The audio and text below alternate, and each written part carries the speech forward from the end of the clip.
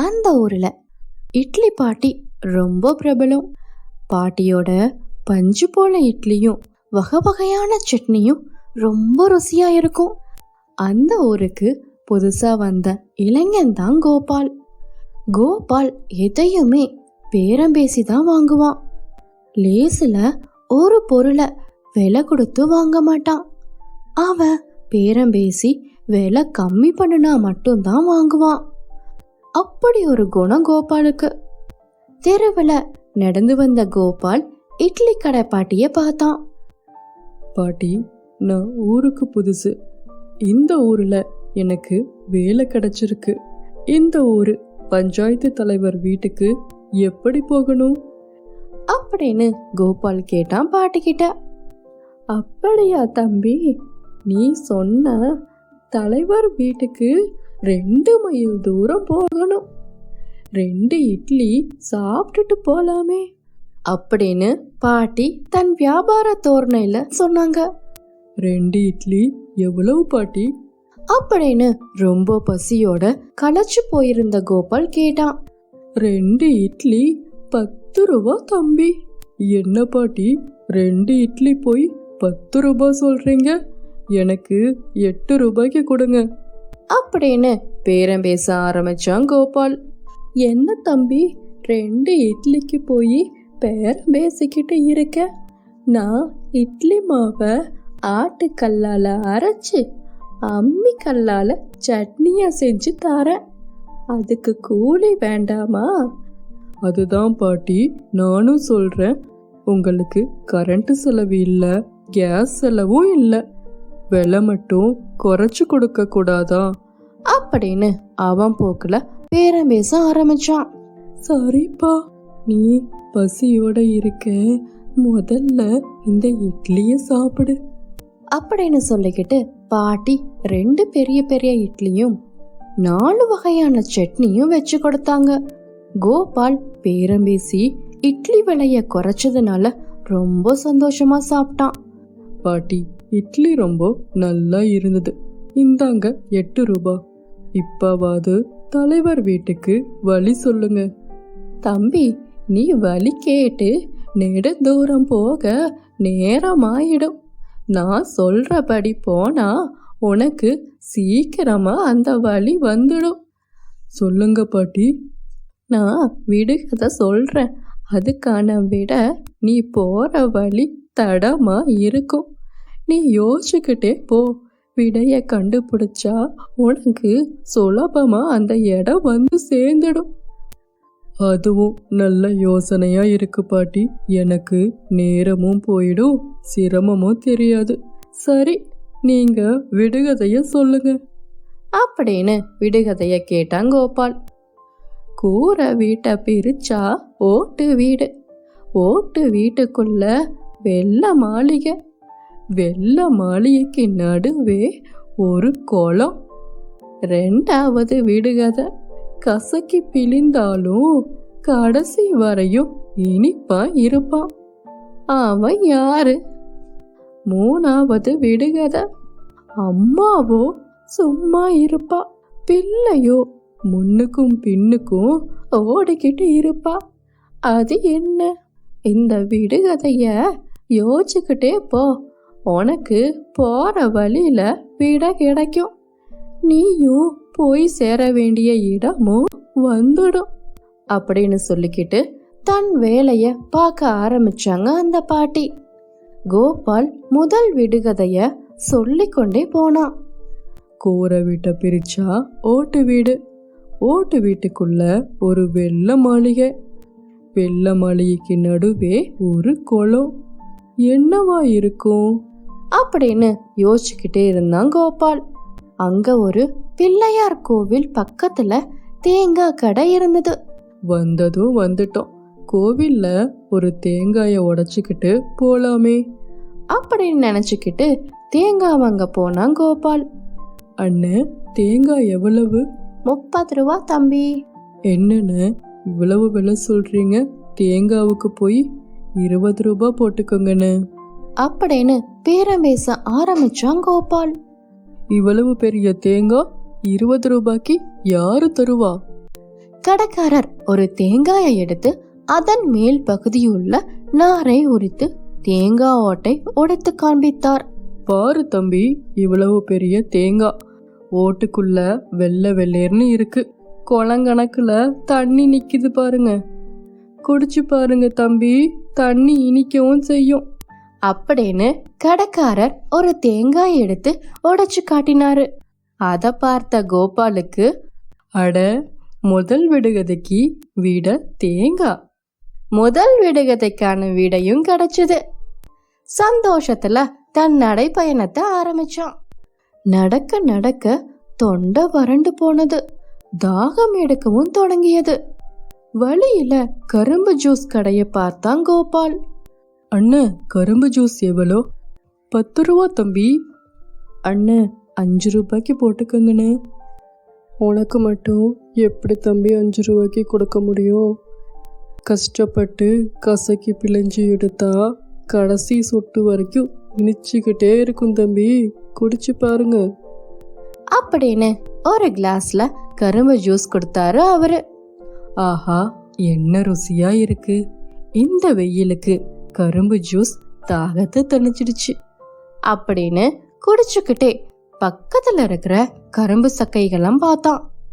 அதைய பார்த்த உடனேயே அவனுக்கு பாட்டி சொன்ன 2வது விடுகதைக்கான விடையும் கிடைச்சது. அட, இதுதான் 2வது விடுகதைக்கான விடையா? அப்படின்னு சந்தோஷத்துல மீண்டும் தன் நடைப்பயணத்தை தொடர்ந்தான் கோபால். அங்க வரிசையா வீடுகள் இருந்தது. இதுல எந்த வீடுன்னு யாருக்கிட்ட கேக்குறது அப்படின்னு யோசிச்சு கொண்டே இருந்தான் கோபால். அப்போ அங்க ஒரு பெண் வீட்டுக்கு வெளியில அம்மிக்கல்லுல அரைச்சுக்கிட்டு இருந்தாங்க. அம்மாவோ சும்மா இருப்பா, பிள்ளையோ ஓடிக்கொண்டு இருப்பா. அட, அதுக்கான விட அம்மிக்கல்லா? இதுக்கான விடையும் கண்டுபிடிச்சிட்டேன். அப்போ நான் வந்து சேர வேண்டிய இடமும் வந்துடுச்சு. அப்படியே பேசிக்கொண்டே நடந்து போனான் கோபால். அப்போது இட்லி பாட்டி அருகாமையில் உள்ள வீட்டில் இருப்பதை பார்த்த கோபால், பாட்டி, நீங்க எப்படி எனக்கு முன்னாடி இங்க வந்தீங்க? நான் குறுக்க வழியில வந்தேன் தம்பி, அதுதான் உனக்கு முன்னாடியே வந்துட்டேன். ஏன் பாட்டி, எனக்கும் அந்த வழி சொல்லியிருந்தா நானும் குறுக்க வழியிலேயே வந்திருப்பேன்ல. அவ்வளவு தூரம் என்னையே நடக்க வச்சீங்க. குறுக்க வழி ரொம்ப கரடு முரடா இருக்கும் தம்பி, அதுதான் உனக்கு சொல்லல. பரவாயில்ல பாட்டி, இருக்கட்டும். நீங்க திரும்பி போகும்போது என்னையும் அந்த வழியிலேயே கூட்டிட்டு போங்க. சரி தம்பி, சாயங்காலம் போகும்போது உன்னை கூட்டிக்கிட்டு போறேன். மாலை நேரமும் வந்தது. பாட்டி கோபால் அழைச்சு கொண்டு அந்த குறுக்க வழி பாதையில போனாங்க. வழி முழுவதும் கரடு முரடாக இருந்தது. பாட்டி சுள்ளிகளையும் குச்சிகளையும் பொறுக்கி கொண்டு தலையில சுமந்தபடி ஊருக்கு வந்து சேர்ந்தாங்க. கோபாலுக்கு அந்த குறுக்கு வழி பாதையில நடந்து வந்ததால கால்கள் ரொம்ப வலி எடுக்க ஆரம்பிச்சது. பாட்டியின் சிரமத்தை பார்த்த கோபால் ரொம்ப பரிதாபப்பட்டான். இனி இந்த பாட்டி கிட்ட நம்ம பேரம் பேசி வாங்கக்கூடாது, 10 ரூபாவை கொடுத்துடணும் அப்படின்னு முடிவு பண்ணினான் கோபால். மறுநாள் கோபால் இட்லி பாட்டி கடைக்கு வந்தான். அப்போ கடைய பார்த்தோன்னு ரொம்ப அதிர்ச்சியான கோபால். இட்லி பாட்டி கடையில வச்சிருந்த பலகையில 2 இட்லி 8 ரூபாய்னு எழுதியிருந்தது. அதை பார்த்த கோபால், பாட்டி, 2 இட்லி 10 ரூபாய் தானே, ஏன் 8 ரூபான்னு போட்டிருக்கீங்க? நீ தான் நேத்து குறைச்சு தாங்கன்னு கேட்ட. உனக்கு மட்டும் இட்லியோட விலைய குறைச்சு கொடுத்தா மற்றவங்களும் குறைச்சி கேட்பாங்க. அதுதான் எல்லாத்துக்கும் ஒரே விலையா 8 ரூபான்னு போட்டுட்டேன். என்னால பாட்டி வியாபாரம் போச்சு. இந்த காலத்துல யாரு 10 ரூபாய்க்கு 2 இட்லி தராங்க? அது மட்டும் இல்லாம 4 வகையான சட்னியும் சாம்பாரும். இதுவே பக்கத்து கடையில இதே இட்லிய 2 சட்னிய வச்சு 25 ரூபாய்க்கு விற்கிறான். அதை பேரம் பேசாம வாங்கி சாப்பிட்றோம். அது மட்டும் இல்லாம அவன் ஜிஎஸ்டி வேற போடுவான். என்னால பாட்டி வியாபாரம் போச்சே அப்படின்னு ரொம்ப மனசுக்குள்ளேயே நினைச்சு வருத்தப்பட்டான் கோபால். சரி பாட்டி, எனக்கு 2 இட்லி தாங்க. பாட்டியும் தட்டுல 2 இட்லி வச்சு கொடுத்தாங்க. இந்தாப்பா, நீ கேட்ட 2 இட்லி. பாட்டி, சட்னி வைக்க மறந்துட்டீங்க, வெறும் இட்லி மட்டும்தான் வச்சிருக்கீங்க. இல்லப்பா, 2 இட்லி 8 ரூபா. 4 வகையான சட்னி சாம்பாருக்கு தனியா 7 ரூபா கூட ஆகும். அது கேட்ட கோபாலுக்கு பெரிய அதிர்ச்சி. சும்மா இருந்த சங்க ஊதி கெடுத்த ஆண்டி மாதிரி ஆனது கோபாலோட கதை. 2 இட்லி 4 வகையான சட்னியும் 15 ரூபாய்க்கு வாங்கி சாப்பிட்டான். இந்த பாட்டி இட்லி பாட்டி இல்ல, உஷார் பாட்டி அப்படின்னு நினைச்சு கொண்டான் கோபால். பேரம் பேசுவது தவறில்ல, ஆனா வயசான காலத்துல சிரமப்பட்டு உழைச்சு நியாயமா நடக்கும் இட்லி பாட்டியிடம் பேரம் பேசினா முதலுக்கே மோசம். இதுதான் இன்னைக்கு ஸ்டோரி. இந்த ஸ்டோரி உங்களுக்கு பிடிச்சிருந்தா லைக் பண்ணுங்க, ஷேர் பண்ணுங்க, சப்ஸ்கிரைப் பண்ணுங்க. சுப்பிரமணி ஒரு கம்பெனில கேஷியரா வேலை பார்ப்பவர். ரொம்ப நேர்மையானவர். இன்னும் 2 மாசத்துல ரிட்டையர்டாக போறாரு. அவர் பொண்ணு திருமணத்துக்காக பணத்துக்கு ரொம்ப கஷ்டப்பட்டுட்டு இருக்காரு. ஆனா அவருக்கோ பண உதவி யாருமே செய்யல. சோர்ந்து போய் வீட்டுக்கு வந்த சுப்பிரமணியிடம் அவரோட மனைவி ஜெயா கேட்டாங்க, ஏங்க இன்னைக்கும் பணம் கிடைக்கலையா அப்படின்னு ரொம்ப கவலையோட கேட்டாங்க மனைவி ஜெயா. ஆஃபீஸ்ல எல்லார்கிட்டையும் கேட்டு பார்த்துட்டேன், யார்கிட்டையும் இல்லைன்னு சொல்றாங்க. எனக்கும் என்ன செய்யறதுனே தெரியல. என்னங்க இப்படி சொல்றீங்க? இன்னும் நம்ம பொண்ணு கல்யாணத்துக்கு 4 மாசம்தான் இருக்கு. எவ்வளவு செலவு இருக்குன்னு உங்களுக்கே தெரியும். இப்ப நம்ம என்ன பண்ண போறோம்? சுப்பிரமணியும் கவலையில இருந்தாரு. மறுநாள் சுப்பிரமணி வேலை செய்யும் கம்பெனில, என்ன சுப்பு சார், நேத்து எல்லாத்துக்கிட்டையும் மக கல்யாணத்துக்கு கடன் கேட்டீங்க போல கேள்விப்பட்டேன் அப்படின்னு நக்கலா கேட்டான் மேனேஜர் தயாளன். ஆமாப்பா, என்ன செய்யறது? அப்ப சேர்த்தி வைக்கிற காலத்துல எல்லாம் ஊதாரித்தனமா செலவு செஞ்சு வாழ்ந்துட்டேன். என் பொண்ணுக்காக எதையுமே சேமித்து வைக்கல. இப்போ பணத்துக்காக ரொம்ப கஷ்டப்படுறேன் அப்படின்னு வருத்தப்பட்டு சொன்னாரு சுப்பு. நீங்க ஊதாரின்னு தெரிஞ்சனாலதான் யாரும் உங்களுக்கு கடன் தர மாட்டேங்கிறாங்க. அது மட்டும் இல்ல சார், நீங்க இன்னும் 3 மாசத்துல ரிட்டையர்ட் ஆக வேற போறீங்க. எப்படி உங்களுக்கு கடன் தர வருவாங்க? நீ சொல்றது சரிதான்ப்பா. ஆனா என் மக கல்யாணத்துக்கு என்ன செய்ய போறேன்? யார்கிட்ட போய் கேட்க போறேன்? ஒரே குழப்பமாகவும் வருத்தமாகவும் இருக்குப்பா அப்படின்னு புலம்பினார் சுப்பு. சார், நான் ஒரு யோசனை சொல்றேன்.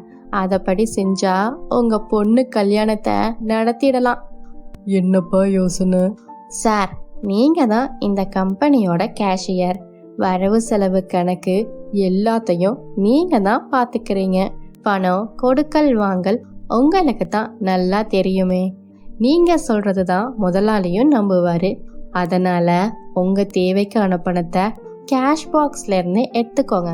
உங்க பொண்ணு கல்யாணத்தை நல்லபடியா நடத்துங்க. அப்புறம் உங்களுக்கு பணம் வந்ததும் அதுல கணக்கு பார்த்து வச்சிடுங்க. இப்போ உங்களுக்கு ஏத்த மாதிரி வேற நம்ம முதலாளி ஊர்ல இல்ல. அவருடைய மக சின்ன முதலாளி தான் இருக்காரு. அவருக்கு இந்த கணக்கு வழக்கு செலவெல்லாம் எதுவும் தெரியாது. இது ஒரு நல்ல சந்தர்ப்பம் சார், பயன்படுத்திக்கோங்க அப்படின்னு ஒரு வில்லங்கமான யோசனைய கொடுத்தான் மேனேஜர் தயாளன். இத கதவு மறைவில் நின்று கேட்டுக்கொண்டிருந்தான் பியூன் முருகன். சுப்பிரமணி இந்த யோசனைய கேட்டு ரொம்ப குழம்பி போனாரு. அந்த குழப்பத்தோடயே வீட்டுக்கும் வந்தாரு. இரவு முழுவதும் யோசித்து கொண்டு கவலையாகவே இருந்தாரு. மறுநாள் ஊருக்கு போன முதலாளி திரும்பி வர அத பார்த்து பயந்தான் மேனேஜர் தயாளன். என்ன மேனேஜர், பணப்பெட்டியெல்லாம் திறந்து கிடக்கு, கேஷியரை வேற காணோம், பாக்ஸ்ல வச்ச பணத்தை கூட காணோம் அப்படின்னு முதலாளி சுந்தரம் ரொம்ப கோபத்தோட கேட்டாரு.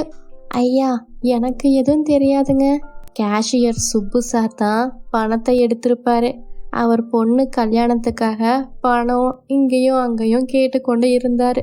அவருக்கு எங்கேயும் பணம் கிடைக்கலன்னு நினைக்கிறேன். அந்த பணத்தை கேஷியர் தான் எடுத்திருக்கணும் அப்படின்னு சுப்புவை பத்தி அவதூறாக பழி போட்டான் மேனேஜர். சரி, அப்ப பியூன் எங்க போனா? காலையில வந்த பியூன் முருகன் இப்ப காணோம். சார், முருகன் எல்லாம் எடுத்திருக்க மாட்டான். அவன் ரொம்ப நல்லவன் சார். ரொம்ப வருஷமா இங்க வேலை பார்க்கறான் அப்படின்னு வக்காலத்து வாங்கினா முருகனுக்கு. இப்போ என் பணத்தை எடுத்தது யாருன்னு எனக்கு தெரியும். எனக்கு 3 பேரு மேலையும் சந்தேகம். 1 பியூன் முருகன், 2வது கேஷியர் சுப்பிரமணியம், 3வது நீ அப்படின்னு முதலாளி சொல்ல அங்கிருந்தவங்கெல்லாம் ரொம்ப பயந்து போனாங்க. இது என்னடா வம்பா போச்சு. நான் சுப்பு சாருக்கு ஏதோ ஒரு யோசனை சொல்ல கடைசியில உண்மையாலுமே அந்த பணம் காணாம போயிடுச்சே. அது மட்டும் இல்லாம அந்த பழி என் மேலையும் வந்துருச்சே அப்படின்னு பயந்து மனசுக்குள்ளேயே புலம்பினா மேனேஜர் தயாளன். வெளியே போன பியூனும் வந்தான். அவனும் அத பத்தி தெரியாது, நான் எடுக்கலைன்னே சொன்னான். அந்த கம்பெனியோட முதலாளி மேனேஜர் தயாளனையும் சுப்பிரமணியையும் அப்புறம் பியூன் முருகனையும் வேலையிலிருந்து நீக்கிட்டாரு. வருத்தத்தோட மேனேஜர் தயாளனும் பியூன் முருகனும் வெளியே போனாங்க. மறுநாள் வழியில சுப்பிரமணிய பார்த்த மேனேஜர், என்ன சார் இப்படி பண்ணிட்டீங்க? நான் ஏதோ தெரியாம ஒரு யோசனை சொல்லிட்டேன். நீங்க என்னடானா நிஜமாவே கேஷ் பாக்ஸ்ல இருந்து பணத்தை எடுத்துட்டீங்க. இப்போ என் வேலையும் போச்சு, என் மச்சான் பியூன் முருகனுடைய வேலையும் போச்சு, உங்களையும் வேலையை விட்டு தூக்கிட்டாங்க. என்னப்பா சொல்ற? பணத்தை நான் எடுத்தனா? யாரு சொன்னது அப்படின்னு ரொம்ப அதிர்ச்சியோட கேட்டாரு சுப்பிரமணியம். ஆமா சார், நீங்க தான் பணத்தை கையாடல் பண்ணிட்டீங்களாம். உங்களுக்கு நாங்க தான் உதவி பண்ணணும்னு எங்களையும் சேர்த்து வேலையை விட்டு தூக்கிட்டாரு. அது மட்டும் இல்ல, நீங்க 2 நாளா ஆளையும் காணோம். ஃபோன் பண்ணாலும் எடுக்க மாட்டேங்கிறீங்க. வேற என்ன செய்வாரு? உங்க மேலையும் தான் சந்தேகம் வரும். அப்போ அந்த பணம் எங்க சார் போச்சு? யாரு எடுத்தாங்க? இதோ பணம் எங்கிட்ட தான் இருக்கு அப்படின்னு பையில இருந்த பணத்தை எடுத்து நீட்டினாரு. சார், பணத்தை நீங்க தான் எடுத்தீங்களா? இத முதலாளி கிட்ட வந்து நீங்களே ஒத்துக்கோங்க. எங்க மேல இருக்கிற திருட்டு பட்டம் போய் எங்க வேலையும் திரும்ப கிடைக்கும் அப்படின்னு ரொம்ப கோவமா பேசினா மேனேஜர். மறுநாள் சுப்பிரமணி அந்த பணத்தை எடுத்துட்டு கம்பெனிக்கு வந்தாரு. சார், இப்பவும் சொல்ற, இந்த பணத்தை நான் திருடல. இது உங்களுடைய பணம் தான். உங்க கேஷ் பாக்ஸ்ல இருந்த பணம் தான். இது உங்களுக்கு சேர வேண்டிய பணம் அப்படின்னு ரொம்ப குழப்பமாக சொன்னாரு சுப்பிரமணி. ஆமா சார், உங்க மகன் சின்ன முதலாளி தான் எனக்கு கொடுத்தாரு. நீங்களே அவரை விசாரிங்க. ஆமாப்பா, அவரு ரொம்ப பாவம். பணத்துக்காக எல்லாத்துக்கிட்டையும் கேட்டுக்கிட்டு இருந்தாரு. நான் தான் கேஷ் பாக்ஸ்ல இருந்து பணத்தை எடுத்து கொடுத்தேன். இன்னும் 2 மாசத்துல அவர் தான் ரிட்டையர்ட் ஆக போறாரு இல்லையா? ரிட்டையர்மெண்ட் செட்டில்மெண்ட் பணத்துல நம்ம அதையே எடுத்துப்போம். இந்த பணம் இப்ப இவருக்கு ரொம்ப உதவியா இருக்கும். இத நான் உங்ககிட்ட சொல்ல மறந்துட்டேன். அதனாலதான் இவ்வளவு பெரிய குழப்பமாயிடுச்சு. இந்த குழப்பத்துக்கு நான் தான்பா காரணம், என்ன மன்னிச்சிடுங்க அப்படின்னு சொல்ல உண்மை வெளிச்சத்துக்கு வந்தது. மகன் செய்த குழப்பத்தினால 30 வருஷமா வேலை செஞ்ச சுப்பிரமணி மேல சந்தேகப்பட்டுட்டோமே நினைச்சு முதலாளி ரொம்ப வருத்தப்பட்டாரு. அதுக்கப்புறம் 3 பேத்தையும் வேலைக்கு சேர்த்துட்டாரு. அது மட்டும் இல்லாம நஷ்ட ஈடாக 1 மாச சம்பளத்தை போனஸா கொடுத்தாரு. சுப்பிரமணியோட மக கல்யாணமும் நல்லபடியா முடிஞ்சது. இதுதான் இன்னைக்கு ஸ்டோரி. இந்த ஸ்டோரி உங்களுக்கு பிடிச்சிருந்தா லைக் பண்ணுங்க, ஷேர் பண்ணுங்க, சப்ஸ்கிரைப் பண்ணுங்க.